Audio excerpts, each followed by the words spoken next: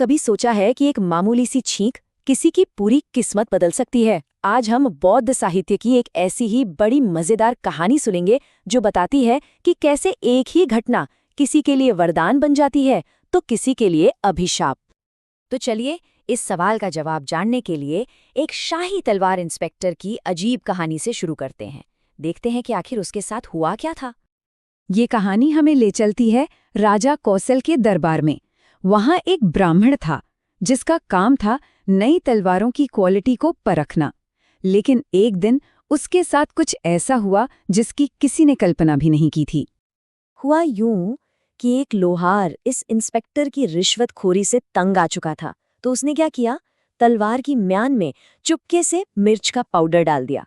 अब जैसे ही उस ब्राह्मण ने तलवार सूंघने के लिए निकाली, उसे जोर की छींक आई और बस तेज धार से उसकी अपनी ही नाक कट गई।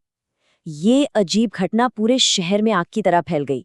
और जानते हैं, जब ये बात बुद्ध तक पहुंची तो उन्होंने एक बहुत ही हैरान करने वाली बात बताई। बुद्ध ने कहा कि ये ऐसा पहली बार नहीं हुआ है। उस ब्राह्मण ने पहले भी तलवार सूंघकर अपनी नाक कवाई थी। अब ये सुनकर तो सब हैरान रह गए। इसी रहस्य को समझाने के लिए उन्होंने एक बहुत पुरानी कहानी सुनानी शुरू की जो हमें समय में काफी पीछे ले जाती है। तो अब हम चलते हैं वाराणसी शहर, जहां एक युवा राजकुमार रहते थे जो किसी से बहुत प्यार करते थे। और ये राजकुमार कोई और नहीं बल्कि बोधिसत्व थे, यानी खुद बुद्ध का ही एक पुराना जन्म। लेकिन कहानी में एक मोड़ आता है। राजा, जो रिश्ते में उनके चाचा लगते थे, उन्होंने उनका रिश्ता तोड़ दिया। जाहिर है दोनों प्रेमियों का दिल टूट गया। पर राजकुमार ने हार बिल्कुल नहीं मानी। वो जानते थे कि अपने प्यार को वापस पाने के लिए उन्हें कोई बहुत ही चतुर योजना बनानी पड़ेगी। अब आता है कहानी का सबसे दिलचस्प हिस्सा। राजकुमार ने एक बुद्धिमान बूढ़ी औरत, जिसे लोग जादूगरनी भी कहते थे, उसकी मदद से एक बहुत ही अनोखी और थोड़ी डरावनी सी योजना बनाई। देखिए, प्लान कितना कमाल का था। जादूगरनी ने राजा को जाकर डरा दिया कि राजकुमारी पर कोई श्राप है जिसे हटाने के लिए कब्रिस्तान में पूजा करनी होगी। उधर राजकुमार एक लाश बन के मंच के नीचे छिप जाएगा और फिर सही समय पर मिर्च पाउडर का इस्तेमाल करके जोर से छींकेगा। और तो और जादूगरनी ने ये अफवाह भी फैला दी कि ये लाश जिसे भी पहले देखेगी उसे पकड़ लेगी। और प्लान ने तो जैसे जादू कर दिया।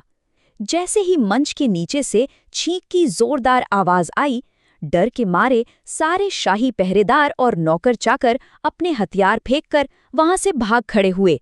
और देखते ही देखते दोनों प्रेमी वहां अकेले रह गए।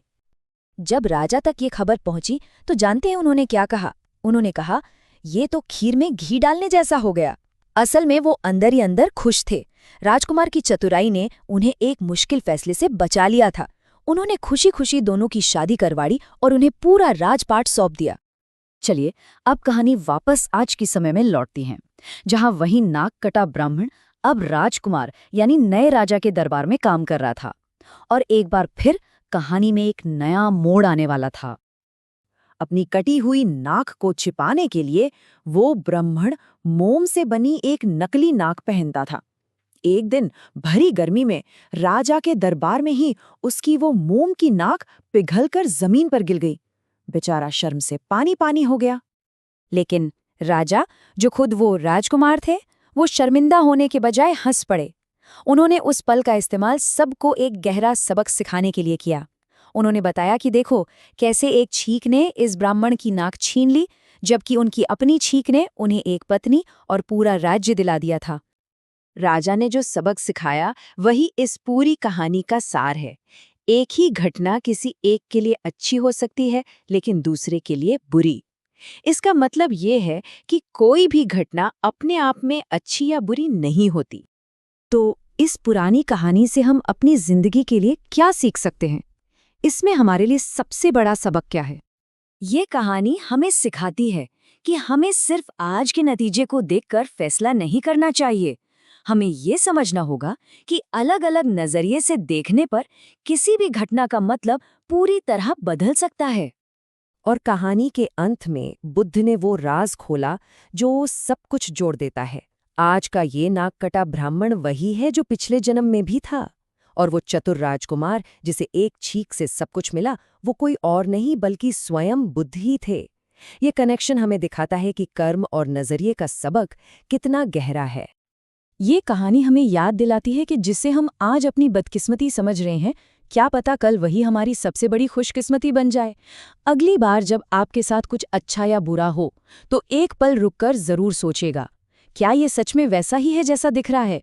इसी विचार के साथ आप सभी सुखी हों।